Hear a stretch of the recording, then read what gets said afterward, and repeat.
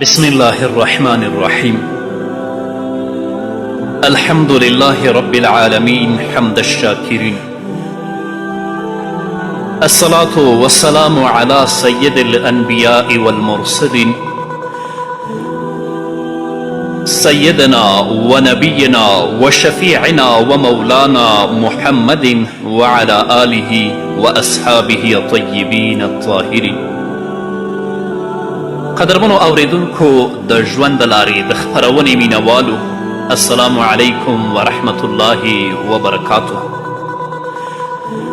ستاسو روغتیا او خوشحالي د پاک رب نه غواړم، په دې هیله چې د صحت او عافیت جامې پر تن ولرئ او خوشحالي مو په برخه وي. دا دی زه محمد یاسین فهیم د ژوند د لارې د خپرونې په وړاندې کولو کې ستاسو په خدمت کې یم. زموږ د نن ورځې د خپرونې موضوع بیا هم له مرګه وروسته دویمه نړۍ. درنو اوریدونکو، د مسلمان د عزت نه دفاع کول هغه عمل دی چې په دې باندې الله رب العزت تا د جهنم له اوره ساتي. یو مسلمان پر بل مسلمان دا حق لري چې د نشوالي په صورت کې حق خوندي کړي، دفاع ترې وکړي، مرسته یې وکړي او د هغه په سپکه او کمي خوشحالي ښکاره نه کړي. نبی کریم صلی الله علیه وسلم فرمایي چا چې د خپل ورور په نشتوالي کې د هغه له عزت نه دفاع وکړه، په الله تعالی یې حق دی چې له اوره به یې خلاصوي.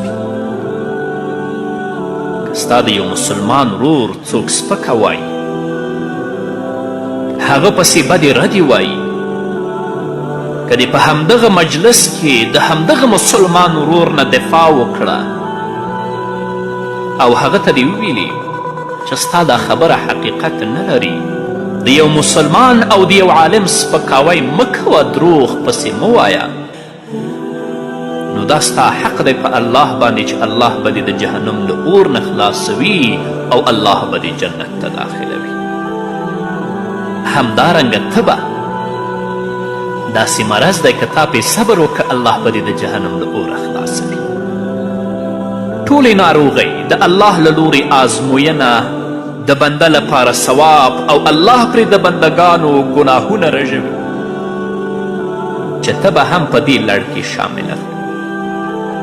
د مسند احمد حدیث دی، نبی کریم صلی الله علیه وسلم فرمایي ته به د جهنم پوکی یعنی بنۍ ده، نو کومه برخه چې ترې مسلمان ته رسیږي دا یې د جهنم برخه وي.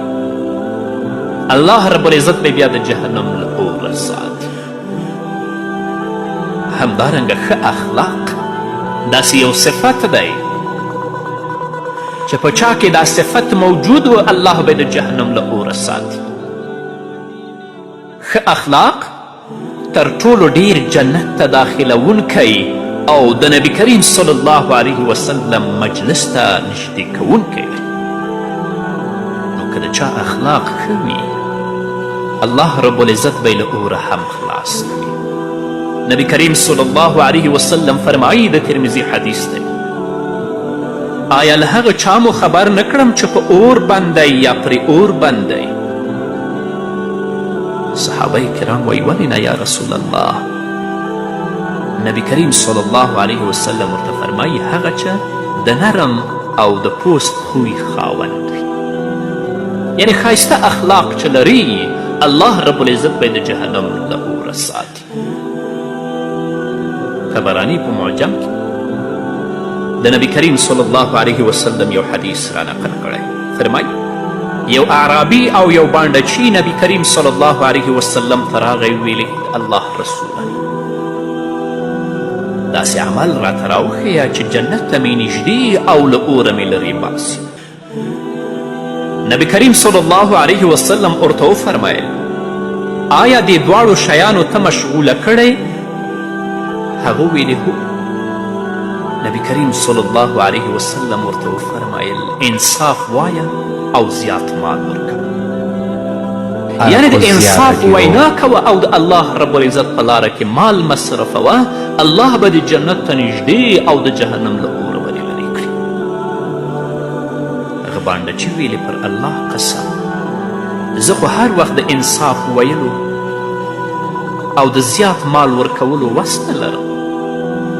نبی کریم صلی الله علیه وسلم ورته وفرمیل په خلکو خواړه خوره او سلامونه اچوه.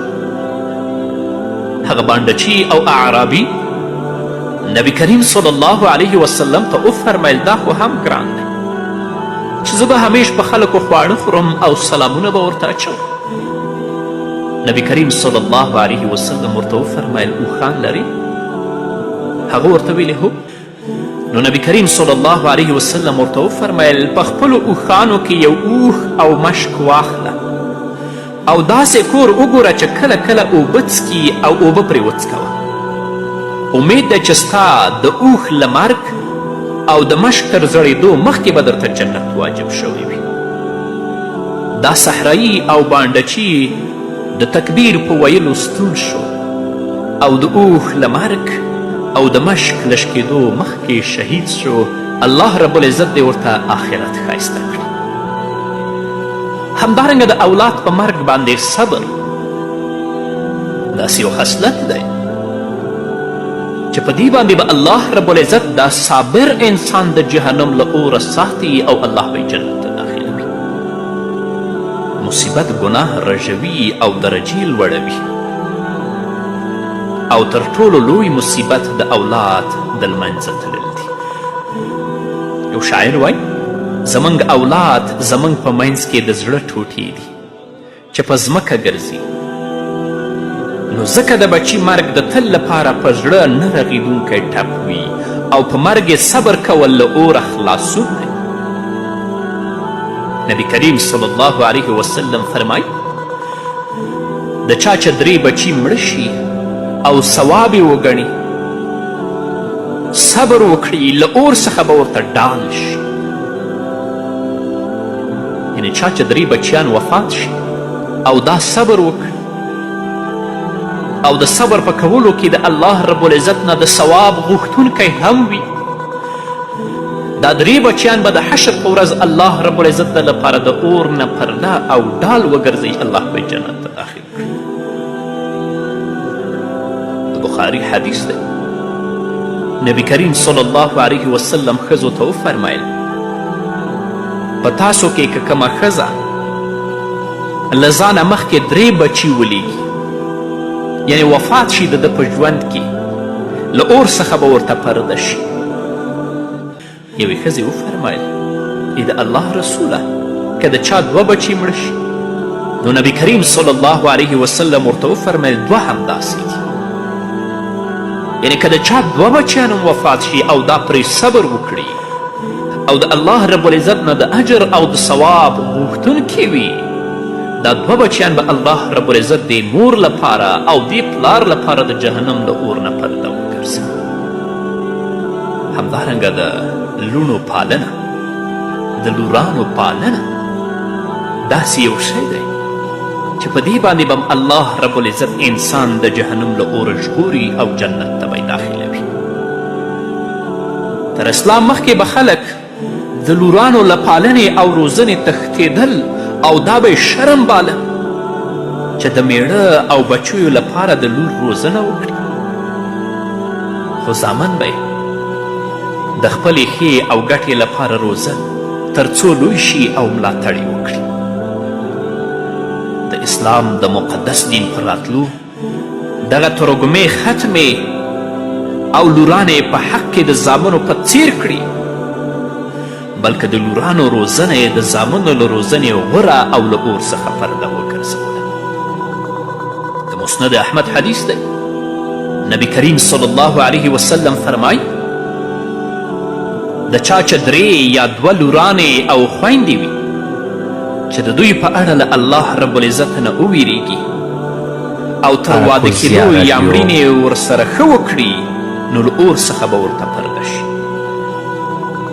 څوک چې دوه لورانې لري یا درې لورانې لري، تر بلوغه پورې، تر واده کېدو پورې یا تر مړینو پورې د هغو پالنه وکړي او هغو سره مرسته وکړي، نو الله رب العزت به دا د دوی لپاره د اور پرده وګرځوي. اما په تاسف سره چې تر اوسه پورې د الله د کلام او د پیغمبر علیه السلام د دې احادیثو نه لا موږ خبر نه یو چې لور مو په کور کې پیدا شي تندی مو ترې وي، د الله په قهر و غضب باندې اخته شي، دا الله درکړې، دا دې ښځې نه ده پیدا کړې. ته د الله په ورکړه باندې راضي نه یې؟ او ځینې خو بیا داسې دي تر پیغلېدو پورې د ده په کور کې وي، اما چې پیغله شي بیا د مال او د څاروي په څیر باندې خرڅه کړي، د هغه نه وروسته بیا پوښتنه وکړي. نو په عام ډول هر نیک عمل د جنت لار او له اوره خلاصوونکی. له دې امله به صحابه کرامو رضی الله عنهم له نبي کریم صلی الله علیه وسلم څخه د ګټورو مسئلو په اړه پوښتنه کوله او له اور څخه د خلاصي لټه به یې کوله. حضرت ابوذر رضی الله تعالی عنه فرمای ما نبی کریم صلی الله علیه وسلم ته وفرمایل ای د الله رسوله بنده په څه شي له اور نه خلاصیږي؟ نو نبی کریم صلی الله علیه وسلم وفرمایل پر الله په ایمان لرلو سره. بیا مې ویلې ای د الله پیغمبره له ایمان سره کم عمل ملګری شي؟ نبی کریم صلی الله علیه وسلم وفرمایل چې الله څه ورکړي وي له هغې نه دې لګښت کوي، یعنې د الله په لاره کې دې مال لګوي. ابوذر وایي ما بیا ویلې ای د الله رسوله که غریب وي او د ورکړې څه یې نه وي؟ نبی کریم صلی الله علیه وسلم وفرمایل په نیکي دې امر او له بدیو دې خلک بندوي. ابوذر وایي ما بیا وویلې که بېوسه وي چې په نیکي امر او له بدیو بندول نشي کولی. نبی کریم صلی الله علیه وسلم وفرمایل د بیکار لپاره دې کار پیدا کړي. ابوذر وایي ما بیا وویلې که پخپله بیکاره وي او هیڅ نشي کولی. نبی کریم صلی الله علیه وسلم وفرمایل له مظلوم سره دې مرسته وکړي. ابوذر وایي ما بیا وویلې که کمزوری وي چې د مظلوم مرسته هم نشي کولی. نبی کریم صلی الله علیه وسلم وفرمایل ته نه غواړې چې په ملګري کې دې کم د خیر کار راشي، خلکو ته له تکلیف رسولو دې ځان بند کړي، چاته دې تکلیف نه رسوي. حضرت ابوذر رضی الله تعالی عنه فرمایي ما بیا وفرمایل که دا کار وکړي جنت ته به لاړ شي، یعنې چې خلکو ته تکلیف ونه رسوي.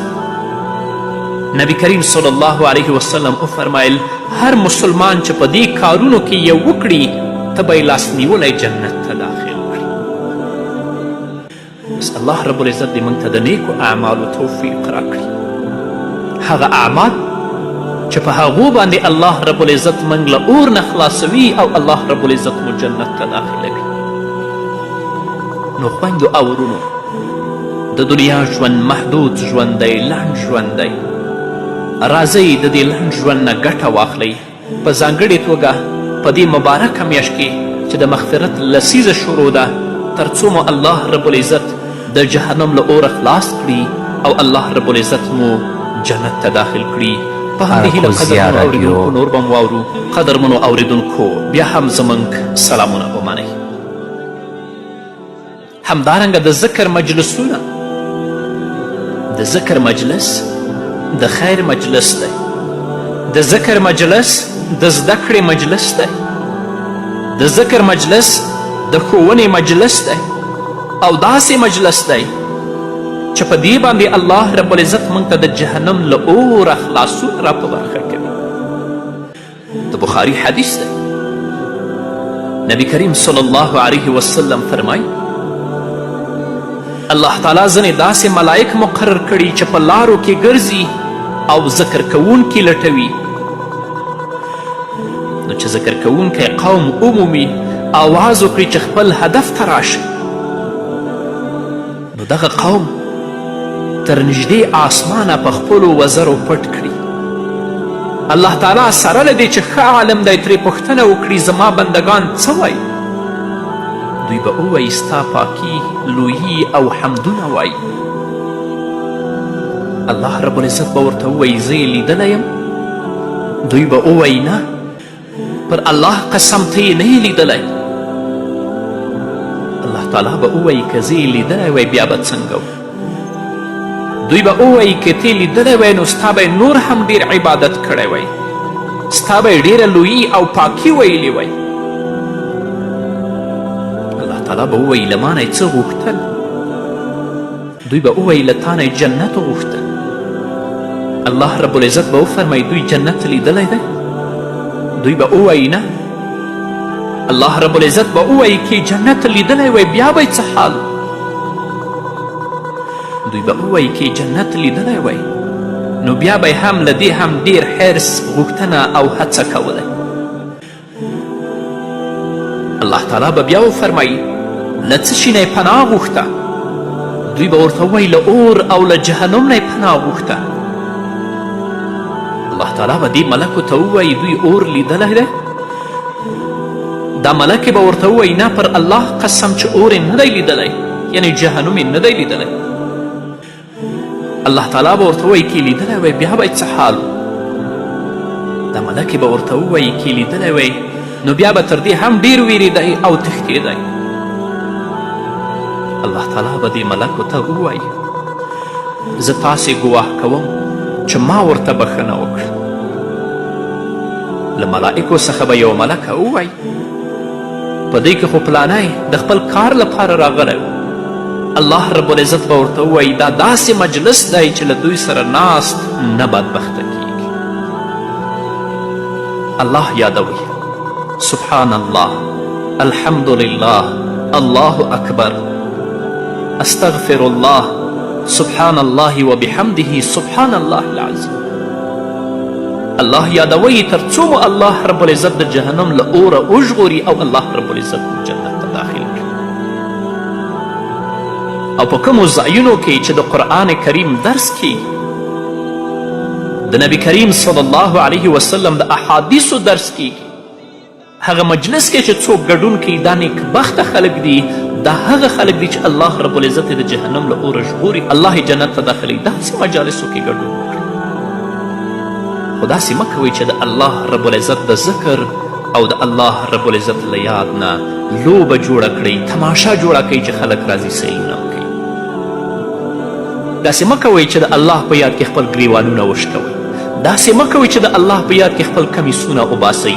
داسې مه کوئ چې د الله په یاد کې مو لنګوټې یو خوا او بل خوا غورځېږي، لیونیانو غوندې اوړي را اوړي. دا نه، ډیر په عاجزي، ډیر په تضرع او ډیر په مینې او اخلاص سره خپل رب یادوئ تر څو ستاسو د رب یادښت ستاسو لپاره ستاسو یادښت ربسکه شي او الله رب العزت مو د جهنم له اوره وساتي، الله رب العزت مو جنت ته داخل کړي. همدارنګه تلپاتې نیک عملونه الله تعالی په صورت مریم کې 86 آیت کې فرمایي والباقیات الصالحات خیر عند ربک ثوابا وخیر مردا. او تلپاتې نیک عملونه ستا د رب په وړاندې د ثواب له پلوه او د بیرته ورتلو له پلوه ډیر غوره دي. الله تعالی په دې توګه موږ د غوره عملونو په لور هڅوي. او نبی کریم صلی الله علیه وسلم فرمای، حاکم دا حدیث په مستدرک کې را نقل کړی دی. ډال مو تیار کړئ. کله چې نبی کریم صلی الله علیه وسلم دا خبره وکړه، صحابه کرامو وفرمیل ای د الله رسوله دښمن راغلی؟ نبی کریم صلی الله علیه وسلم وفرمیل نه، د اور لپاره مو ډال تیار کړئ. سبحان الله والحمد لله ولا اله الا الله والله اکبر ووایئ. ځکه چې دا د قیامت په ورځ خلاصوونکې مخکې تللې او تلپاتې کلمې دي. په هر وخت کې په ځانګړې توګه د روجې په مبارکه میاشت کې الله ډېر یادوي. تسبیح خو هر چا سره هسې په لاس کې مه ګرځوئ. سبحان الله، الحمد لله، الله اکبر، سبحان الله وبحمده سبحان الله العظیم، استغفر الله. دا پې وایئ چې الله رب العزت د آخرت ذخیره درته وګرځوي. الله رب العزت مو په دې کلمو سره د جهنم د اوره بچ کړي او الله رب العزت مو جنت ته داخل کړي. اما په تاسف سره ډیری ورونه او خویندې خپل وخت عبث تیروي، په ځانګړې توګه د روجې په مبارکه میاشت یا د موسیقي په اورېدلو یا د فاسدو سریالونو په کتلو او یا په عبثیاتو باندې وخت مو هم ضایع شو. هغه اجر او ثواب چې الله رب العزت د یو روژتي لپاره د روژې په مبارکه میاشت کې مقرره کړی د هغه نه هم محروم او د حشر په ورځ الله رب العزت که سخت مسئول هم. نو خویندو او ورونو د الله نه وویریږئ، د دنیا په محدود او لنډ ژوند باندې مه دوکه کیږئ. خپل د محدود او لنډ ژوند نه ګټه پورته کړئ، الله راضي کړئ، نیکو عملونو ته مخه کړئ، هغو اعمالو ته چې هغه د الله رب العزت د رضا او د خوښي سبب ګرځي او په هغو مو الله رب العزت د جهنم د اوره ژغوري، الله مو جنت ته داخلوي. نو کوم اعمال چې ما تاسو ته بیان کړل دا هغه کارونه دي چې انسان له اوره خلاصوي، الرحمن ذات پرې خوشحالیږي. نو څوک چې د خلاصي په زله کې وي باید چې د پیغمبرانو او نیکانو لار خپله کړي او د هغوی د ارشاداتو او د هغوی د ویناو مطابق خپل ژوند تیر کړي. رښتینی مؤمن یوازې له اور څخه په پناه غوښتنو بسنه نه کوي بلکې له اوره خلاصونکي عملونه هم ترسره کوي. دا نه چې زه به سهار اوزري اللهم اجرني من النار وایم، نور چې په ورځ کې هر څه بد کوم. دا نه چې زه به ماښام یوازې اوزري اللهم اجرني من النار وایم، نور چې هر بد عمل کوم یې نه. نو هغه چې رښتینی مؤمن دی یوازې له اور څخه په پناه غوښتنو بسنه نه کوي بلکې له اوره خلاصونکي عملونه هم ترسره کوي. الله دې موږ ته توفیق راکړي. په همدې هیله قدرمنو اوریدونکو دا وه زموږ د نن ورځې خپرونه چې ستاسو درانه حضور ته وړاندې شوه.